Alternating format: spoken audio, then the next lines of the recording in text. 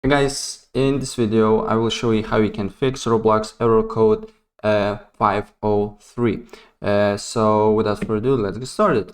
First of all, what you need to do here is you need to disable your Windows Defender firewall, and then you need to look if the problem persists or not. And also, if you're running third-party antivirus systems like Avast, Kaspersky, or McAfee, also disable it for a bit, and you need to look if it's working for you or not. So first of all, just on search, you write Windows Defender Firewall, and then you need to press this button, turn Windows Defender Firewall on or off, and then just turn that off and press OK.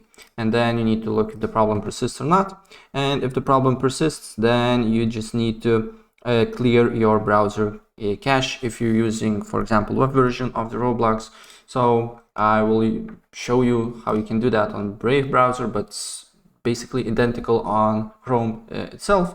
You just need to press on three little dots or three little lines here on the top right corner, and then you need to go to more tools, and then you need to go to clear browsing data here, and then you need to select whole time, and then select browsing history, cookies and other site data, and cached images and files, and then just clear data. And then you need to look if the problem persists or not.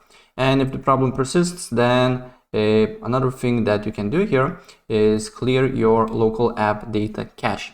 And to do so, you just need to press Windows Anarchy or just on search write run here. And here you just need to write app percentage sign app data percentage sign and press OK. And on this window, you need to press on app data local and then Roblox here, and just delete Roblox cache files. Don't worry about that, it will not affect your game. Maybe you will be, I believe, logged out from your game, that you basically need to put your username and password, and you'll be good to go. And if this not help you, then another thing that you can do here, you can flush your DNS settings. To do so, you need to just open up CMD, command prompt, and then right click on it and run as administrator.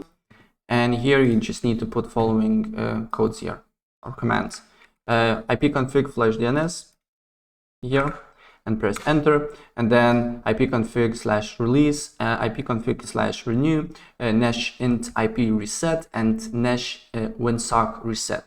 And after you put all the commands here, restart your computer, and then you need to look if the problem persists or not. And if the problem persists, then another thing that you can do here is to change your DNS server addresses. To do so, on the bottom right corner, you should see your network access basically icon.